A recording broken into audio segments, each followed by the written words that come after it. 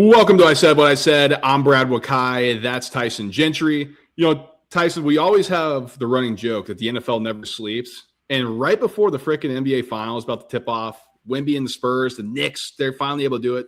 The NFL starts right back up again with Myles Garrett getting traded to the Rams and an absolute shocker.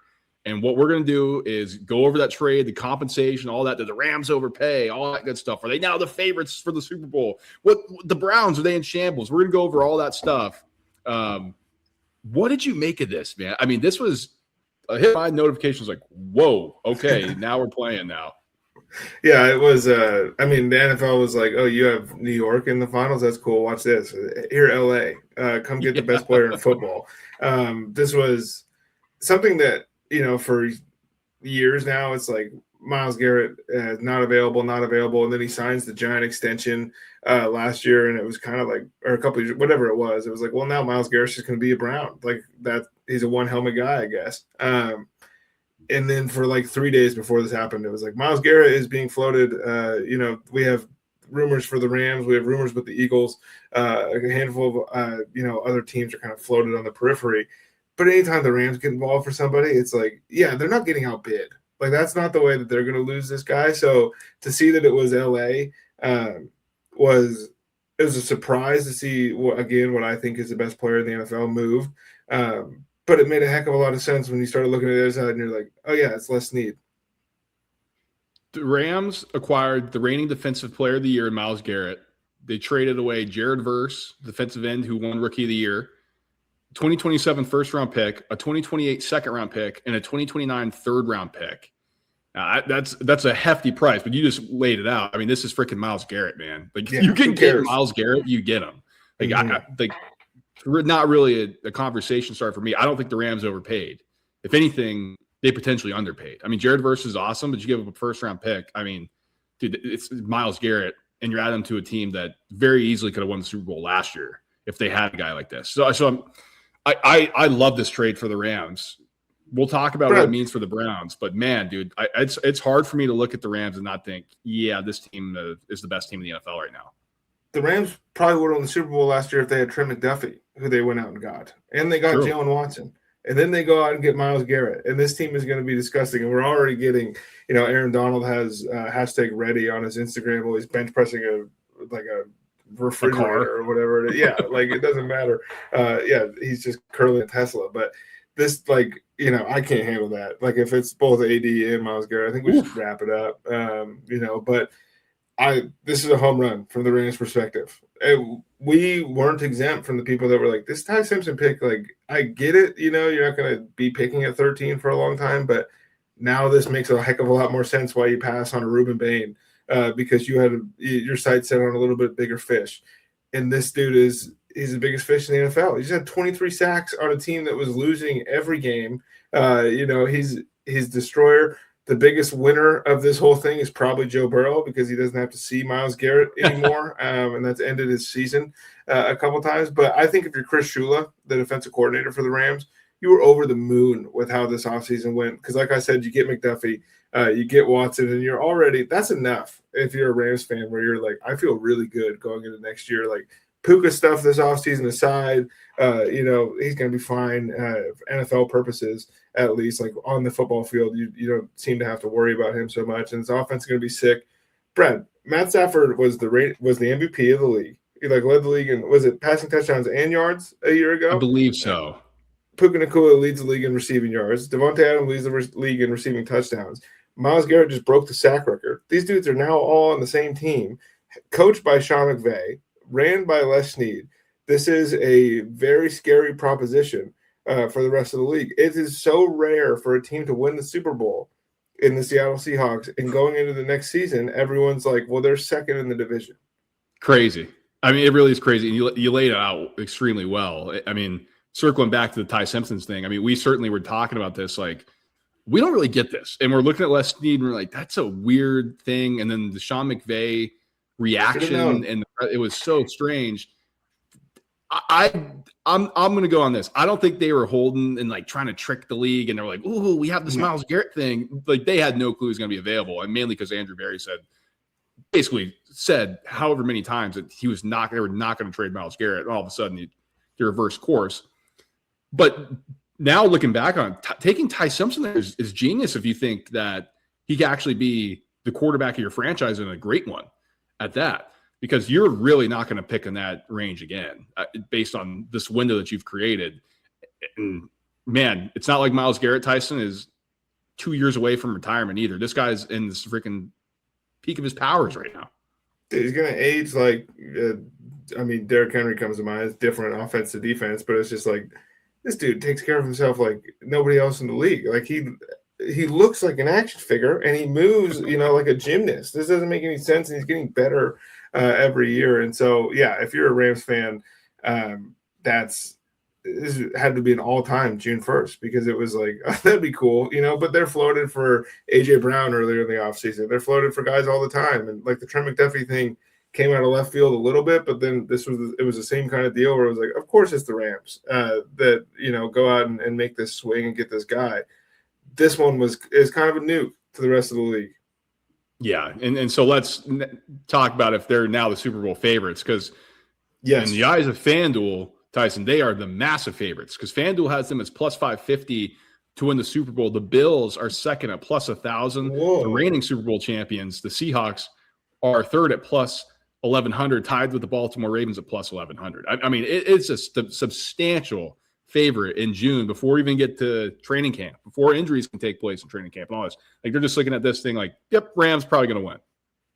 Dude, they were, Puka Nacua being out of bounds, 1 second before he was away from winning the Super Bowl this year. And they just went out and they added these guys. Yeah, the Rams are the Super Bowl favorite. And I think that the betting lines not only are showing you that, but they're correct. And like, anything can happen, and that's why they're plus 550 and not minus 110. And we're going to play the games because stuff happens in the NFL all the time. But on paper, this team shouldn't lose a game. Yeah, this team is super stacked. When we're talking about the odds market, they have it right. I mean, there's no other team on paper better than the Los Angeles Rams right now, because what Tyson laid out, who you have Stafford, Puka, Devontae Adams, Myles Garrett, all who just took home awards or were the best in their category and across the league. And then you had McDuffie, like you said, to bolster the secondary. That really was the only weakness last year. Man, this is a scary team. And Tyson, I'll say this from a betting angle. Don't bet the Rams to win the Super Bowl. Bet them to win over a certain AFC team. Like, take a couple favorites from the AFC side of things and say Rams over Bills, Rams beating Ravens, Rams beating Chargers, whoever you want, because that's the way you're going to get good odds in this thing. Because plus 550 on a Super Bowl favorite in June is absurd. What happens when they don't lose for 10 weeks? Like, what's that number going to be? Are we going to get Dodgers territory? It's even money to win the NL. We're 2 months into the season. Like, it's insane where we're at right now. It is. Yeah. And obviously, we're Stafford guys on this podcast. So if you wanted to be like, well, this back's always messed up and Stafford could get hurt in any minute, this is exactly right. But the games aren't played on paper, and we're just saying on paper, these guys are disgusting. Let's talk about Kyren Williams, Blake Corum, like the other guys they have on offense. We didn't talk about the guys they have on defense too. This is absurd. I know it's crazy the amount of talent that they have there. Let's move to the Browns angle though. Man, when they signed Myles Garrett to the extension, I think everybody kind of looked at it as a strange thing, right? Like, they were just so far away, but at least, Tyson, you lock him into this, then you gave yourself the ability to be able to trade him, which I think is the smart thing for the Browns to do. This is we got a long way to go in this thing. Like, we're looking around the league and we don't stack up. We still have question marks at quarterback. We got holes across the roster. And this regime's actually done a really good job of drafting and identifying talent. And we're just going to go out and add another first-round pick to help us out, more future assets, and just kind of see what happens down the line. Yeah, and that's the angle here. If you're a Browns fan, you're talking because they're sad today. Like, there's no way, that's the number one jersey in the stands. Now you got to find a new 95. But I think Andrew Berry obviously stays on once Stefanski leaves, and he's kind of like that 2025 class is pointing to that. Like, no, let me, I picked these guys. Let's run it back. And then we liked the draft in 26. Like, I think they got better that way. But at a certain point, that has to turn into winning. And that's where you get kind of scared when it's like, yeah, you can stockpile these picks, but this isn't the NBA. You're not going to become the Oklahoma City Thunder this way. And that's not to say that I don't agree with the Browns' move, because Myles Garrett's going to make $50 million when he's 34. Is Cleveland ever going to compete paying somebody between 46 or whatever it is up to $50 million over the life of this contract? No, because they don't have a quarterback on the roster that's going to, unless like Shedeur Sanders takes a giant leap or Deshaun Watson returns to disgusting man behavior, like what he was on the Texans, or maybe Dylan Gabriel harnesses the power of like college Marcus Mariota or something. Like, they don't have that guy, and so you need to go find him. 27, we know they're going in there with a lot of draft picks, and that's they want a quarterback in that class. 28 also has good quarterbacks if they're not able to get one. So I understand it, from the Browns' perspective.